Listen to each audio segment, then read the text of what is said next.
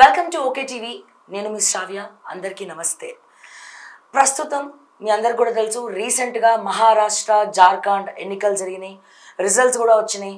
మహారాష్ట్రలో బీజేపీ శివసేన రెండు అక్కడ ఎన్డీఏ ప్రభుత్వం ఫామ్ చేయబోతుంది. అండ్ అలాగే జార్ఖండ్లో కాంగ్రెస్ కూడా గెలుచుకుంది. సో ఇటువంటి పరిస్థితిలో మహారాష్ట్రలో కాంగ్రెస్ ఓడిపోవడానికి కారణం ఏంటి అనేది ఒక క్వశ్చన్ అయితే. అలాగే అదానీ ఏదైతే FBI కేసు ఉందో, ఈ కేసు పొలిటికల్గా ఎఫెక్ట్ అవబోతుందా? మన తెలంగాణ విషయానికి వస్తే రీసెంట్గానే రేవంత్ రెడ్డి గారు MOU చేసుకోవడం జరిగింది. ఆయన ఫండ్స్ కూడా తీసుకున్నారు. సో ఎక్కడైతే కీలకంగా జగన్మోహన్ రెడ్డి గారి పేరు పడతా ఉంది. సో కేంద్రంలో అదానీ కూడా మోడీ ఫ్రెండ్ అని చెప్పి, అంటే ఆల్ పార్టీస్ ప్రత్యక్ష పరోక్షంగా ఇన్వాల్వ్ అయి ఉన్నాయని కూడా తెలుస్తూ ఉంది.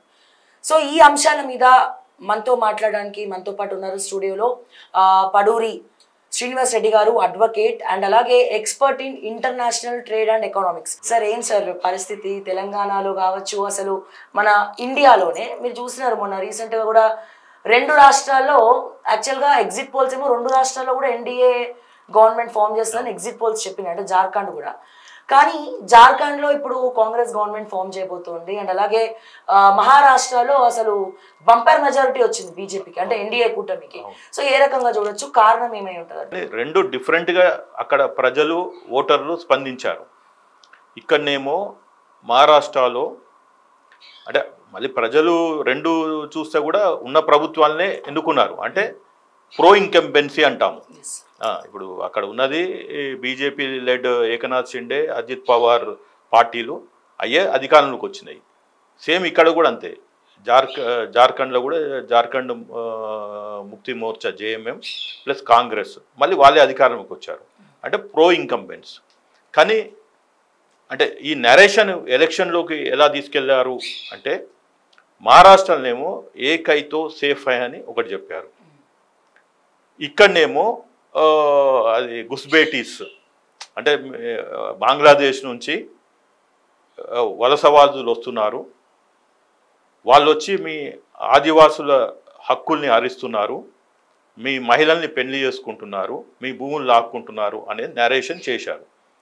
కానీ ఇక్కడ western part of India somehow ఏకైతో సేఫ్ అనే దాన్ని సమర్థించారు. దాన్ని మళ్ళీ డీటెయిల్గా విశ్లేషించవచ్చు, కానీ ఒక ప్రైమా ఫేసి అయితే వాళ్ళు సమర్థించారు. ఇక్కడికి వచ్చేవారికే టోటల్ డిఫరెంట్. ఎందుకంటే ఇక్కడ క్వశ్చన్ మార్క్ ఏంటంటే, అసలు ఆదివాసులు మేము హిందువులమా కాదా అనేది క్వశ్చన్ మార్క్. కాబట్టి వాళ్ళని ట్రైబల్స్ని తీసుకొద్దామని, హిందుతత్వంలోకి తీసుకొద్దాం అనేది ఒకటి ఉన్నది. అది ఇక్కడ ఫెయిల్ అయిపోయింది. సో వాళ్ళు క్లియర్గా ఉన్నారు. అందుకనే వాళ్ళు JMMకి ప్లస్ దానికి చాలా bumper majority. Out of 81 they have given 57 seats. ఇంకోటి ఆదివాసులు ఏదైతే ట్రైబల్స్ STs రిజర్వ్ సీట్స్ ఉన్నాయో 26 సీట్లలో 25 సీట్లు వాళ్ళే గెలిచారు. ఏది ఈ అలయన్స్, ఇండియన్ అలయన్స్ గెలిచారు. అంటే వన్ సైడెడ్ ఓటు. ఇక్కడ కూడా అంతే వన్ సైడెడ్. మహారాష్ట్రలో కూడా మత ఛాందసవాదం మీద వన్ సైడెడ్ వేసేసారు. సార్, ఇది భారతదేశానికి మంచిదా చెడుదా, అసలు వేరే సమస్యలే లేవా అంటే, ఒక ఓటర్కి ఇదేనా ఇంపార్టెంటు అంటే, ఇక్కడ ఏమైంది అంటే ఐడెంటిటీ పాలిటిక్స్ అంటాము.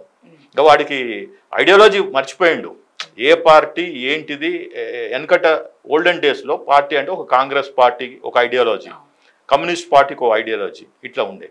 కానీ ఇవాళ టుడే ఇండియాలో politics has become ideology less. ఇంకా వాడికి ఐడియాలజీ లేదు. రెండోది, అసలు ఓటరు ఏ ప్రాతిపదికం ఓటేయాలనేది కూడా ఇప్పుడు పోయింది. ఇక ఒక వేవ్ మాదిగా వచ్చేస్తుంది. సో ఈ ఎలక్షన్స్ అట్లీస్ట్ ఒక ఎడ్యుకేటెడ్ ఓటర్కి, విజ్ఞత ఉన్న ఓటర్కి కనువిప్పు కావాలి. ఎందుకంటే మనం ఇంకా చెప్తున్నాము 93 కోట్ల జనాభాకి రేషన్ ఇస్తున్నామని. మళ్ళీ మహిళలకి 3 కోట్ల మహిళలకు అదేం భారతదేశం మొత్తం 5 కేజీల రేషను అంటే కొనుక్కోలేకపోతున్నారు. 5 కేజీల రేషన్ కూడా కొనుక్కోలేని దుస్థితిలో 93 కోట్ల జనాభా ఉంది అంటే ఏమనాలి? మొన్ననే కొన్ని రిపోర్ట్స్ వచ్చాయి హంగర్ ఇండెక్స్లో. మనము పక్క దేశం like Bangladesh, Sri Lanka, even Pakistan and African దేశం చూసుకుంటే సోమాలియా, ఇలాంటి దేశాలకు కూడా వెనకబడిపోయాము. ఈ ఇష్యూస్ ఎవరు చూస్తలేరు.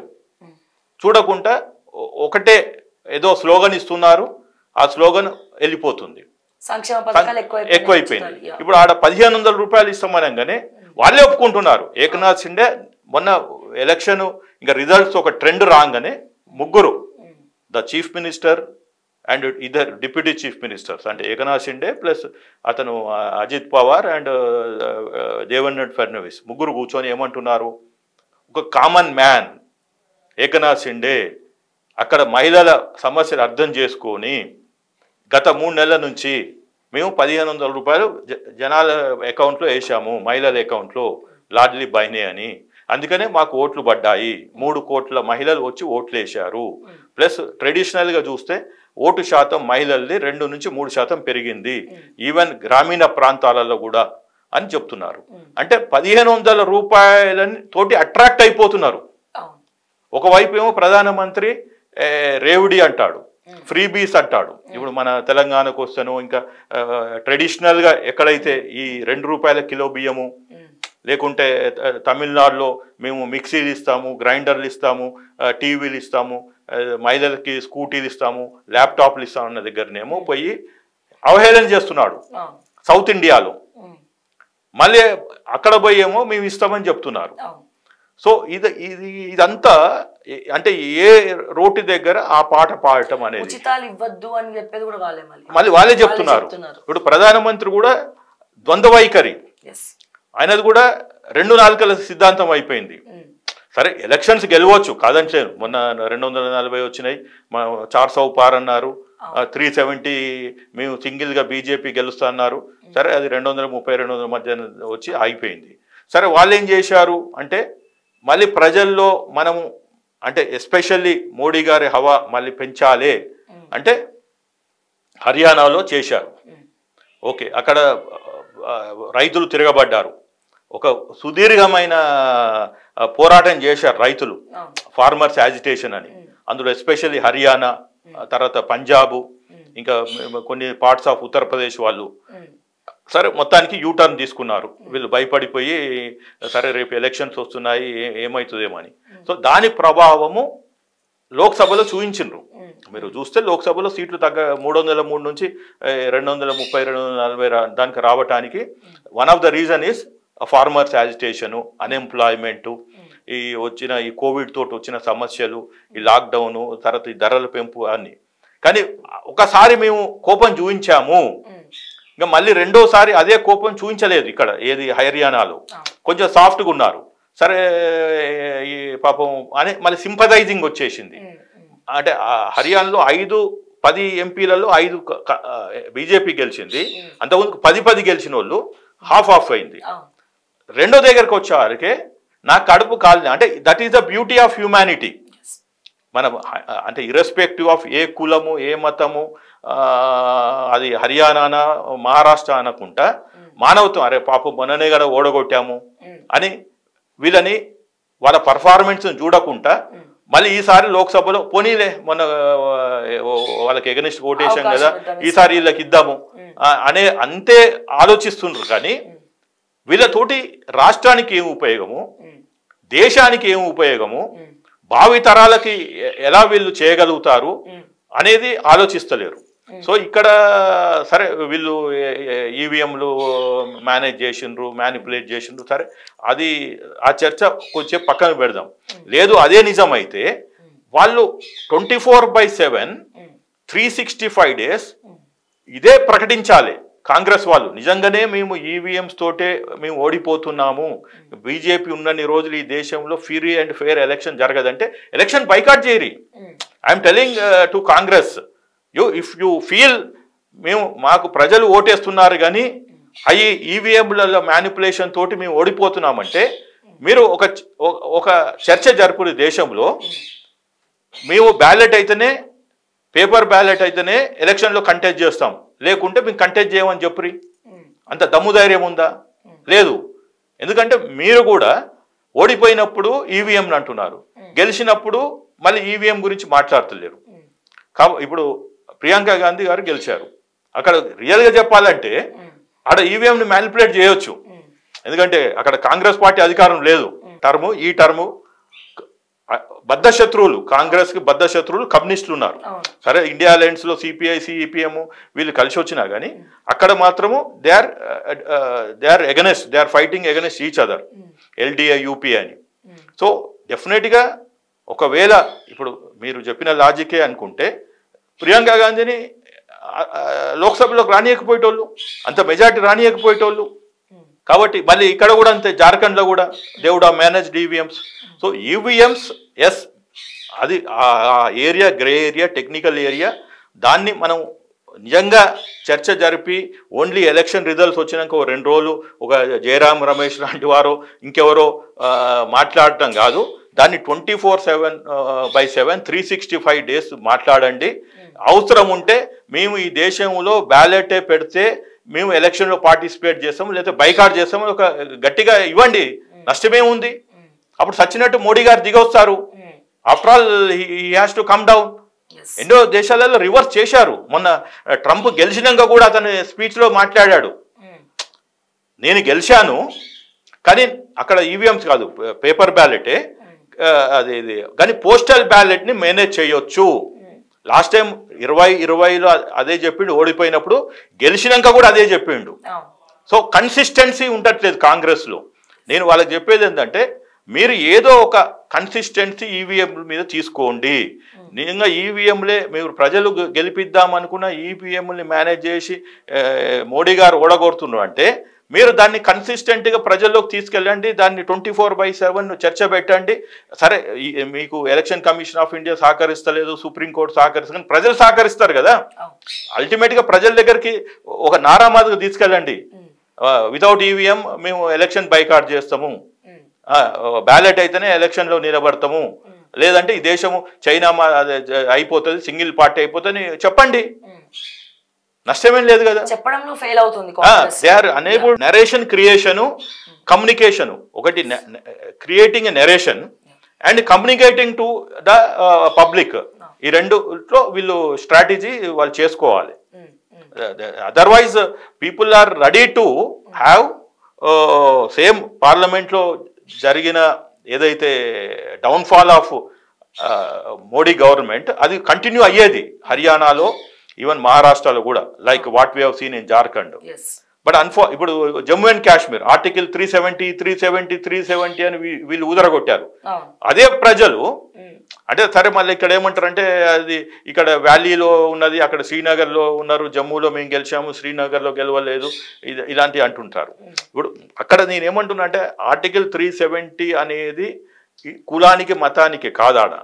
మీరు చెప్పిన రిజర్వేషన్స్ ఎస్టీలకు లేదన్నారు, మీరు చెప్పిన డెవలప్మెంట్ ముస్లింలకు జరుగుతలేదు, ముస్లిం మహిళలకి మీరు మంచి చేశామన్నారు, ఏది అది తలాక్ తీసేసి ఆర్టికల్ 370 తోటి వాళ్ళ ప్రాపర్టీ వాల్యూస్ పెరిగినాయి అంటున్నారు, అక్కడ షాపింగ్ మాల్స్ వచ్చినాయి అంటున్నారు, టూరిజం అయిందన్నారు. అలాంటప్పుడు ఇర్రెస్పెక్టివ్ ఆఫ్ పార్టీ ఇప్పుడు పీడీపీని ఓడగొట్టారు కదా, వాళ్ళు కూడా ఆర్టికల్ 370 అన్నారు. మళ్ళీ వాళ్ళని ఓడగొట్టి ఎన్సీ వీళ్ళ ఉమర్ అబ్దుల్లా మీద ఎందుకు ప్రేమ వచ్చింది అంటే వాళ్ళకి లోకల్ పీపుల్ మీద భరోసా ఉంది. ఢిల్లీ మమ్మల్ని 5 సంవత్సరాలు ఆర్టికల్ 370 మాకు రాజ్యాంగబద్ధంగా వచ్చిన ఆర్టికల్ 370 అది టెంపరీ ప్రొవిజనా పర్మనెంట్ ప్రొవిజనా కాదది.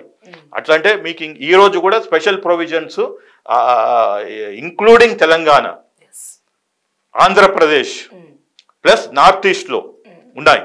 కొన్ని చట్టాలు అక్కడ వర్తిస్తలేవు. ఇప్పుడు దేశమంతా beef is banned, but in Nagaland where 90% are Christians and ruled by BJP only, they have allowed not to implement this beef ban which is across India. ఎందుకంటే వాళ్ళకు ఒక ఆర్టికల్ 371 అని ఉంది. సో అట్లా ఏంటంటే somehow వీళ్ళు హిందూ ముస్లిమ్స్ లేకుంటే బటెంగే తో కటెంగే ఇలాంటి స్లోగన్లతో చెప్తున్నారు, కానీ ప్రజలకు ఇది కాదు. అల్టిమేట్గా మతము ఈజ్ నాట్ ద ఐడెంటిటీ. కులం ఇది ఐడెంటిటీ. మతము మార్చుకోవచ్చు రాజ్యాంగం ప్రకారము. మతం మార్పిడి జరిగినాక కూడా కులం మార్పిడి జరగదు. ఈ రోజు దానిక కూడా you will die in the burn by take birth in the same caste and die in the same caste only. Whereas doctor Babasaheb Ambedkar గారు ఎవరైతే రాజ్యాంగాన్ని రాసిండో, he born as Hindu, died as a Buddhist. So ఇవన్నీ అంటే మనకి కులము ప్రజల్ని దగ్గర తీసుకొస్తారు. వాట్ ఈస్ కులము? నేనంటే ఒక వ్యవసాయ కుటుంబం నుంచి వస్తాను కాబట్టి నాకు తెలుసు కులం అంటే అది వృత్తిపరంగా వచ్చింది. ఆ వృత్తిలో ఒకరికి సహకరించుకుంటారు కాబట్టి క్లోజ్నెస్ పెరుగుతుంది. ఒకళ్ళ అమ్మాయిని ఒకరికి ఇచ్చుకుంటారు. అట్లా ఆ కులం. ఇప్పుడు నేను ఇంజనీర్ అనుకోండి, 10 మంది ఇంజనీర్స్ తోటే ఉంటాను. సో మా ఇచ్చిపుచ్చుకోలు మంచి చెడులు మా ఇంటికి రమ్మనటం పొమ్మనటం ఇంజనీర్స్ తోటే అవుతుంది. లేదు ఇప్పుడు అడ్వకేట్ని అయ్యాను, ఇప్పుడు ఇంజనీర్స్ వాళ్ళు పక్కకు పోయారు, ఇప్పుడు నా సర్కిల్ అంతా అడ్వకేట్స్. అట్లా. సో మనం ఊర్లో ఉన్నప్పుడు ఒక తీరుగుంటాము, సిటీకి వచ్చినప్పుడు ఇది ఉంటాం. ఇప్పుడు ఈ కుల పంచాయతీ ఏదైతే కుల గణన అన్నారో అది మీరు చూడండి, మహారాష్ట్రలో వెళ్ళలేదు. ఎందుకంటే వాళ్ళకి కులం కన్నా మతం ఇంపార్టెంట్ అనుకున్నారు. అంటే there is a confusion among the voters in each reason.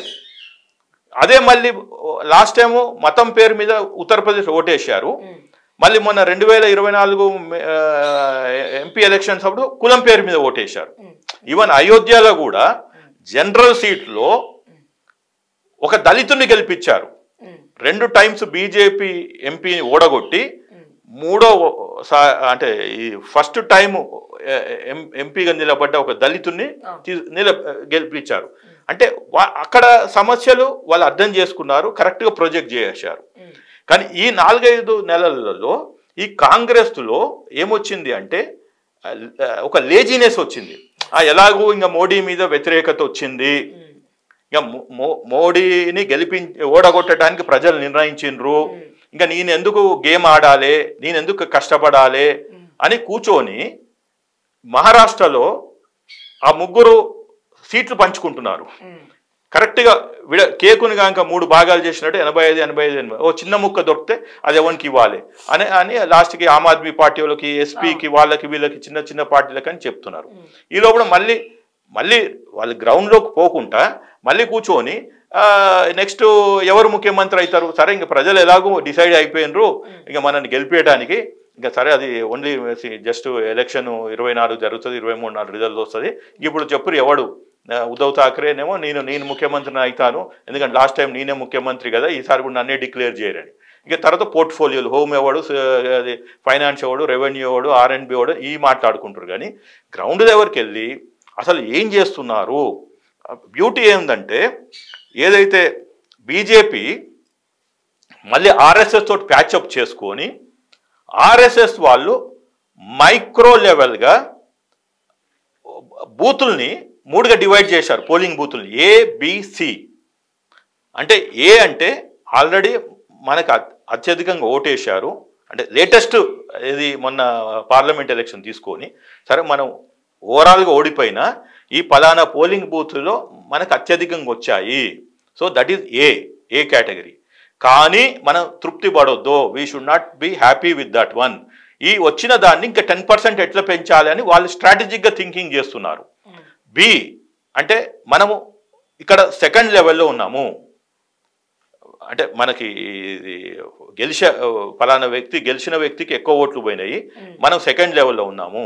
ఈ సెకండ్ దాన్ని ఎట్లా కాపాడుకోవాలి, అట్లీస్ట్ సెకండ్ నుంచి ఫస్ట్కి రావటానికి. మిగిలిన దగ్గర డిపాజిట్స్ పోయినాయి, ఇంకేదన్నా ఉంటే దాంట్లో మీద కాన్సన్ట్రేట్ చేసి అట్లా చేశారు. RSS వాళ్ళు 60,000 సభలు, 60,000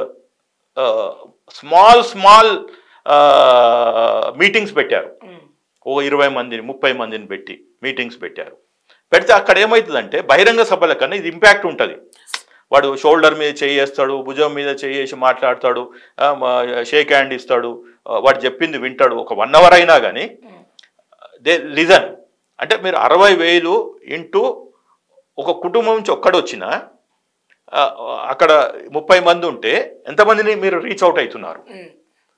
వాళ్ళు మళ్ళీ ఇప్పుడు నేను ఒక పెద్ద మనిషిని కలిశాను, నాకు ఆయన షేక్ హ్యాండ్ ఇచ్చాడు, సెల్ఫీ ఇచ్చాడంటే నేను నా అది నా నియోజకవర్గంలో నా కుటుంబాన్నే కాదు నా బంధుమిత్రుల్ని నేను చెప్తాను, అరే బాబు లాస్ట్ టైం మనం తప్పు చేశాము, మోడీకి వ్యతిరేకంగా ఓటేసి ఈసారి మాత్రం వేయండి, ఆయన నాకు వాగ్దానం చేశాడు, వ్యక్తిగతంగా మొన్న కలిశాడు, ఫలానా దగ్గర కలిశాము, ఫలానా చౌరస్తాలో మాట్లాడాము, లేదా ఫలానా వాళ్ళు ఇంట్లో కలిశాము అని ఈ small meetings creates great impact which Congress is missing. Whereas జార్ఖండ్లో వాళ్ళు ఏం చేశారు, ఇద్దరే హేమంత్ సోరెన్ అండ్ కల్పనా సోరెన్ భార్యాభర్తలు, వాళ్ళు కూడా ఇదే చేసిండ్రు. స్మాల్ మీటింగ్స్ పెట్టేవాళ్ళు, చెప్పేవాళ్ళు మనకు అన్యాయం జరిగింది, మనం కరప్షన్ చేయకున్నా కానీ కరప్షన్ చేసిండ్రు అని చెప్పి జైలుకు పంపించారు అని ఒక ఎమోటివ్గా తీసుకొచ్చారు. సరే మళ్ళీ ఇలాంటి ఏదో చెప్పి వాడు బంగ్లా నుంచి వచ్చిండ కానీ ఎక్కడొచ్చిండు, మీ ఊళ్ళో ఉన్నాడా, మీ గల్లీలో ఉన్నాడా, మీ ఇంట్లో ఉన్నాడా, ఎక్కడున్నాడు, లేని సమస్యను ఒకటి సృష్టిస్తున్నారు అని దాన్ని ఎవాపరేట్ చేశారు. ఐడియాని ఆ నరేషన్ని గాల్లో కలిపేశారు. కానీ వీళ్ళు ఏం చేస్తున్నారు అంటే మోడీ ఒకసారి చెప్తే బీజేపీ వాళ్ళు 10 సార్లు, అది కాంగ్రెస్ వాళ్ళు దాన్నే 10 సార్లు వీళ్ళు ప్రచారం చేస్తున్నారు. మోడీ ఇట్లా అన్నాడు, మోడీ ఇట్లా అన్నాడు అని రివర్స్ ప్రచారం. వీళ్ళు ఏం చేయాలనో చెప్తలేరు. మోడీ ఇట్లా అన్నాడు, ఖర్గే కూడా అదే అంటుండు, అరే బటెంగే తో కటెంగే కైసా బోల్తే అని అనగానే ఆయన అన్నాడని చెప్పి ఇంకోడు అన్నాడని అట్లా 10 రోజులు అదే అవుతుంది. లాస్ట్కి మోడీ ఏమంటాడు, నేనేమన్నా బటెంగేతో కటెంగే అంటే నేను ముస్లిమ్స్ అనలేదే, మైనార్టీస్ అనలేదే, జనరల్గా చెప్పిన అది జనరల్ టాపిక్, అది మనం కలిసి ఉంటే అందరం అందులో ముస్లిమ్స్ ఉండొచ్చు, మైనార్టీస్ ఉండొచ్చు, మహిళలు ఉండొచ్చు, యూత్ ఉండొచ్చు అని మళ్ళీ కవర్ చేసేస్తున్నాడు. సో వీళ్ళు మోడీకి ట్రాప్ వేయాలి, కానీ మోడీ వీళ్ళకి ట్రాప్ వేస్తున్నాడు. ఒక రాహుల్ గాంధీ సరే అది పట్టుకొని తిరిగాడు, ఏది ఆ ఎర్ర బుక్, ఎక్కడైతే ఇక్కడ మన లోకేష్ గాంక రెడ్ బుక్ అని పట్టుకొని తిరిగాడు, రాహుల్ గాంధీ కూడా కాన్స్టిట్యూషన్ పట్టుకొని తిరిగాడు. అది దానివల్ల ఫలితం వచ్చింది, నేను కాదంటలేను. కానీ రాజ్యాంగము మారుస్తున్నారు అని చెప్పి భయభ్రాంతులు చేయటము జనరల్ ఎలక్షన్లో, పార్లమెంట్ ఎలక్షన్లో అది ఒక స్ట్రాటజీ. సేమ్ స్ట్రాటజీని మీరు అసెంబ్లీ ఎలక్షన్ చేయలేరు, ఎందుకంటే అసెంబ్లీలో 288 వచ్చినా మీరు రాజ్యాంగాన్ని మార్చలేరు. అది దట్ ఈస్ ద పార్లమెంట్లో మార్చాలి. సో వాళ్ళు ఏమంటున్నారు, మాకు లోకల్ ఇష్యూ చెప్పండి, మాకు మీరు 1500 ఇస్తామన్నారు, వాళ్ళు ఇస్తున్నారు 3 నెలల నుంచి, మీరు తెలంగాణలో ఇస్తామన్నారు, ఇచ్చారా అని క్వశ్చన్ అడుగుతున్నారు. వీళ్ళ దగ్గర ఆన్సర్ లేదు. ఇప్పుడు చెప్పమనండి, ఇచ్చారా తెలంగాణలో? లేదు. వాళ్ళు అదే ఎంక్వైరీ చేసుకుంటున్నారు. ఒక రకంగా చెప్పాలంటే ఇప్పుడు తెలంగాణ చూస్తే మహారాష్ట్ర ప్రజలు కూడా ఓట్లేసారు, ఎందుకంటే బార్డర్ టచ్ అవుతుంది కదా పక్కన. సో అందుకే ఒక వన్ ఆఫ్ ద రీజన్ మహారాష్ట్రలో కాంగ్రెస్ నమ్మకపోవడానికి కారణం కూడా అదే అంటున్నారు. ఇప్పుడు మనకి మీరు 2023 మనకి డిసెంబర్లో ఎలక్షన్ జరిగింది కదా, నవంబర్ 30 నాడు. అంటే అంతకు ముందుకు మార్చ్ ఏప్రిల్లో 23లో ఇదే వాగ్దానాలు చేసి కర్ణాటకలో వీళ్ళు డికే శివకుమార్ పిసిసి ప్రెసిడెంట్గా ఉన్నప్పుడు ఇదే చెప్పారు, మేము 5 వాగ్దానాలు అన్నారు. మన రేవంత్ రెడ్డి గారు 6 వాగ్దానాలు అన్నారు. ఓకే, సో అప్పుడు కూడా డౌట్స్ ఉన్నప్పుడు ఏం చేశారు, మీరు కావాల్సి ఉంటే ఫోన్ చేసుకోండి, మేము అదేంది కేసీఆర్ గారేమో ఆడ వాగ్దానం అది లేవు, నేను ఎవడైనా పోరి నేను బస్సులు వేస్తాను, హెలికాప్టర్లు వేస్తా అని కేసీఆర్ అన్నాడు, వాళ్ళు ఇస్తలేరు అని. రేవంత్ రెడ్డి గారు ఏమంటున్నారు, ఇస్తున్నారు, మీరు పోయండి మా కొడంగల్కి మా పక్కనే అని ఆయన అన్నాడు. సో వీళ్ళు నేర్పించిందే. అక్కడేమైంది, ఎంక్వైరీలు చేసుకున్నారు, ఎందుకంటే మనకి కర్ణాటకకి బార్డర్ 4-5 జిల్లాలు ఉన్నాయి. ఇప్పుడు అది వారి సొంత నియోజకవర్గం మహబూబ్నగర్ ఉంది, తర్వాత ఇది మెదక్ ఉంది, అట్లా కొన్ని 2-3 బార్డర్ ఉన్నాయి. సో వాళ్ళు ఎంక్వైరీ చేసుకున్నారు, ఇస్తున్నారు కదా అనుకున్నారు, ఓటేశారు. ఇక్కడికి వచ్చేవారికే ఇప్పుడు 12 నెలలు అవుతుంది. వీళ్ళు ఇంకోటి తప్పు పని ఏం చేశారు అంటే, సంవత్సరం అయినాక ఈ ఏదో సెలబ్రేషన్ చేయకుండా ముందే ఒక కోయిల ముందలనే కూసింది అన్నట్టు వాళ్ళు సెలబ్రేషన్ స్టార్ట్ చేశారు. అది ఇక్కడ ప్రజలకే ఆమోదయోగ్యం కాలే.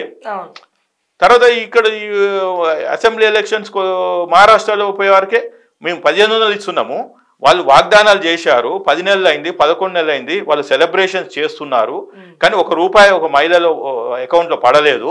పైపెచ్చు ఇంకా రైతులకు ఇవ్వవలసిన రైతు భరోసానో రైతు బంధువో అది ఇవ్వలేదు, అవి చేయలేదు అని ఆ ఇష్యూ ఇక్కడ మాట్లాడిన సబ్జెక్టు మహారాష్ట్రకు డైవర్ట్ అయిపోయింది.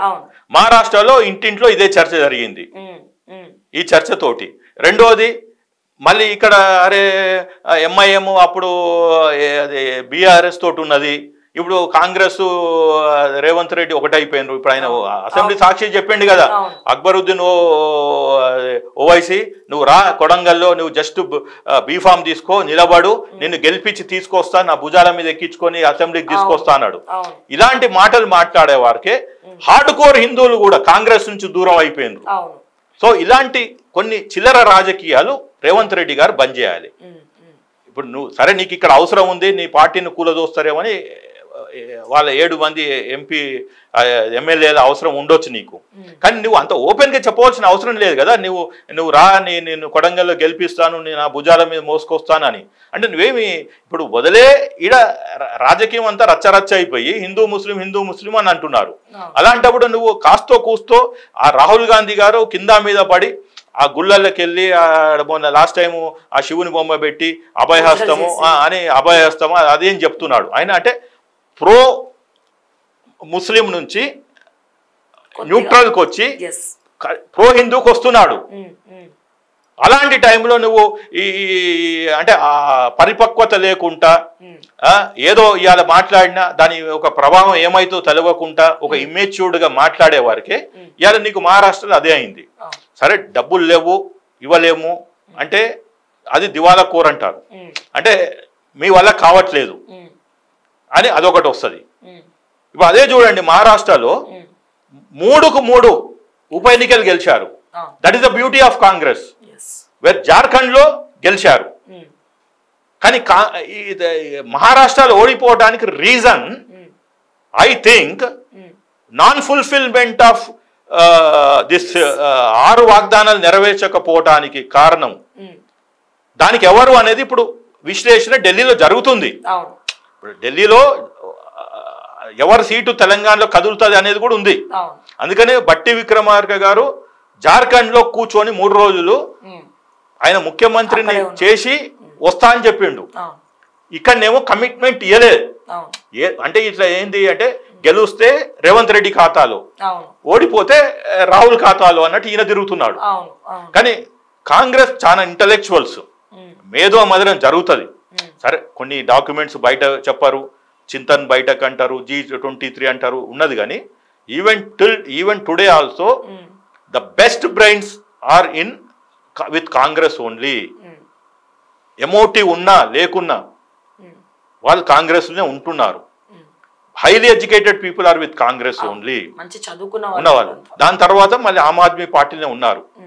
సో నేను చెప్పేది ఏంది అంటే విశ్లేషణ మహారాష్ట్ర దానికనే కాదు, అది బౌండరీ దాటి తెలంగాణలో వాగ్దానాలు నెరవేర్చకుంటే దాని ఇంపాక్ట్ మహారాష్ట్రలో ఎట్లా జరిగింది.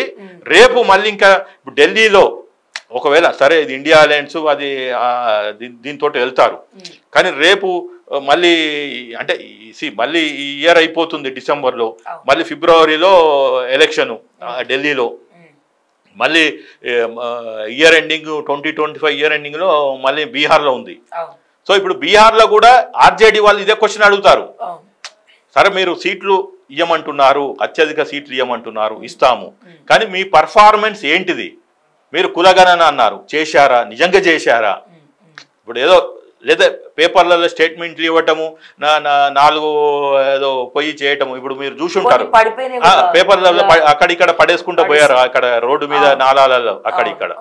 సో వాళ్ళు ఇవాళ ఏమైందంటే because of the social media and every one is having cell phone and Hyderabad is a hub for every person.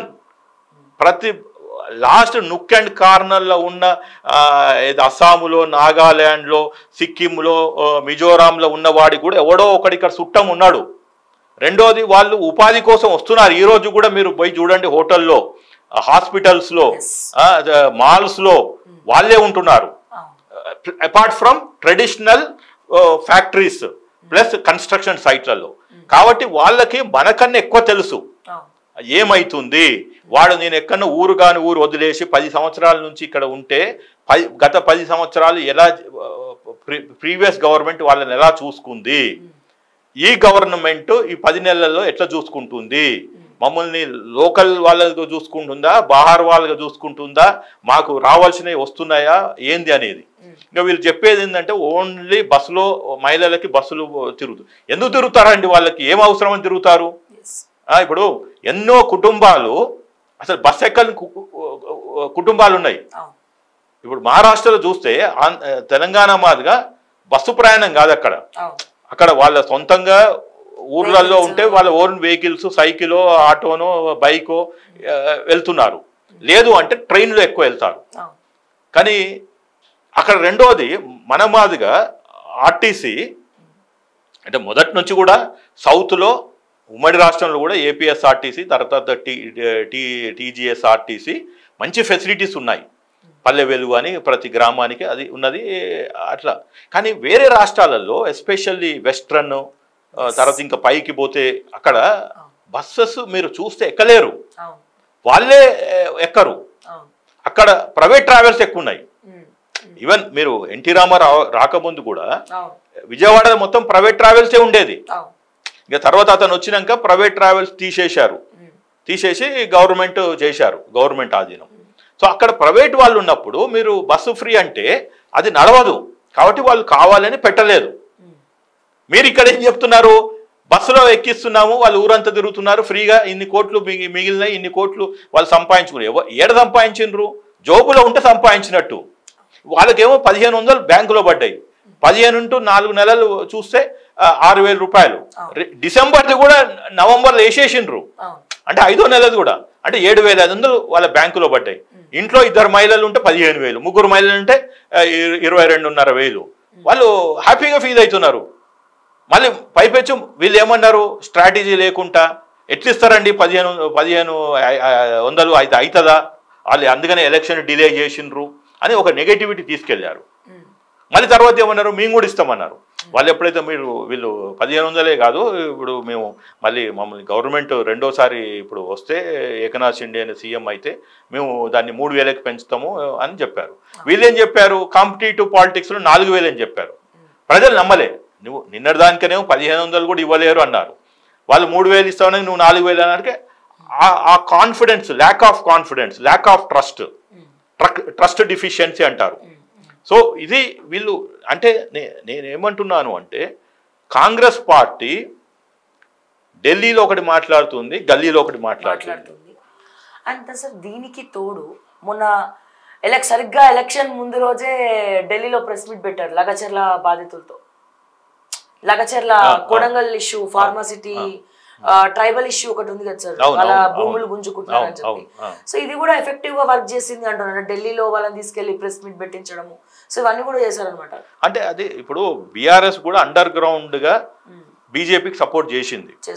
ఎందుకంటే మీరు చూస్తే ఎప్పుడైతే బీఆర్ఎస్ పార్టీ వాళ్ళు టీఆర్ఎస్ బీఆర్ఎస్ చేశారో target is that Maharashtra plus Karnataka.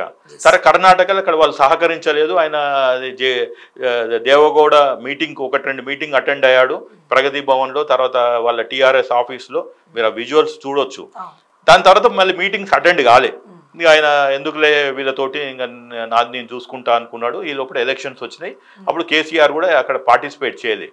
కానీ ఇక్కడ మహారాష్ట్రలో మాత్రము కొన్ని రైతులకి, ఎందుకంటే మేము రైతులకి మంచి చేస్తున్నాము, రైతు భరోసా అప్పుడు టీవీలలో పేపర్లలో కూడా చూపించేవాళ్ళు. ఏది మా జస్ట్ అడ్జసెంట్ గ్రామాలు ఆడ గ్రామ పంచాయతీలు రిజల్యూషన్స్ పాస్ చేసి మమ్మల్ని కూడా తెలంగాణలో కలుపుకోరి, ఎందుకంటే మాకు 24 ఉచిత కరెంట్ వస్తుంది, నీళ్లు ఫ్రీగా వస్తున్నాయి, తర్వాత మన ఈ రైతు బంధు వస్తుంది, దళిత బంధు వస్తుంది, కాబట్టి మమ్మల్ని కూడా ఈ తెలంగాణలో కలపండి అని చెప్పి ఆ బార్డర్ డిస్ట్రిక్ట్స్ ఊర్లు ఏదైతే ఉన్నాయో వాళ్ళన్ని రిజల్యూషన్స్ పాస్ చేసినట్టు చెప్పారు. కేసీఆర్ ఏం చేసిండు, అక్కడ అగ్రేరియన్ క్రైసిస్ ఉంది అని చెప్పి ఎస్పెషల్లీ లాతూరు, ఉస్మానాబాదు, బీదరు, గుల్బర్గా, అంటే ముస్లిమ్స్ అండ్ హిందూస్, ఈ ట్రైబల్స్, ప్లస్ ఈ వీళ్ళు ఉన్నది ఇది మరాఠవాడ, నాగ్పూర్, అట్లా పోయి బాగా చేశారు. మీరు చూస్తే ఒకసారి 400 మందితోటి వెహికల్స్ వెళ్ళిపోయినరు. మళ్ళీ నాగ్పూర్లో ఆఫీస్ ఓపెన్ చేసిండ్రు. ఒకనొక టైంలో వాళ్ళు ఏమన్నారు, 22 లక్షల మంది బీఆర్ఎస్ వీళ్ళు ఉన్నారు, మాకు క్యాడర్ ఉంది, మనకి ఏమంటారు మెంబర్షిప్ ఉందని చెప్పారు. ఇప్పుడు ఆ 22 లక్షల మంది ఎవరు కోటేశారు అంటే అది ఆబ్వియస్గా బీజేపీ కోటేశారు. సో అది కూడా అంటే ఇక్కడ మీరు ఎంత ఇబ్బంది పెడితే బీఆర్ఎస్ని, వాళ్ళ సింపథైజర్స్ ఇప్పుడు ఆంధ్రాలో కూడా ఇప్పుడు ఆయన పార్టీని పెట్టానన్నాడు, ఎవరినో నియమించాడు, తర్వాత కర్ణాటక అన్నాడు, ఒరిస్సా నుంచి ఎవరినో మాజీ ముఖ్యమంత్రి ఎవరినో తీసుకొచ్చాడు, బీజేపీలో కూడా గుజరాత్ నుంచి కూడా ఎవరో మాజీ ముఖ్యమంత్రి శంకర్ సింగ్ వాఘేలాని తీసుకొచ్చాడు. సో ఏదో ఒకటి వాళ్ళు డబ్బులు ఖర్చు పెట్టారు. అది 5% ఓట్ల, 2% ఓట్ల, 10% ఓట్ల డైవర్ట్ ఎక్కడికైనాయి క్వశ్చన్ మార్క్. వీళ్ళైతే పోయి కాంగ్రెస్కి ఏమని చెప్పారు కదా, అండర్ కరెంట్కి ఏమంటారు, చలో పోయి ఆ బీజేపీకి ఓటుదాలు అని. సో నేను నా అంచనా ప్రకారం అయితే మహారాష్ట్రలో కనుక ఇంకా దేవేందర్ ఫడ్నవీస్ని ముఖ్యమంత్రిగా ఇన్స్టాల్ చేసినాక ఇక కాంగ్రెస్ ముక్త్ భారత్ అనేది ఏదైతే నిదానం 2013-14 ఇచ్చారో అది ఇక్కడ స్టార్ట్ అవుతుంది. ఇమ్మీడియట్గా తెలంగాణలో కాంగ్రెస్ సర్కార్ని పడగొట్టేస్తారు. BJP, BRS with some people 1 fraction from Congress బయటకు వచ్చి మ్యాజిక్ ఫిగర్ని దాటేస్తారు.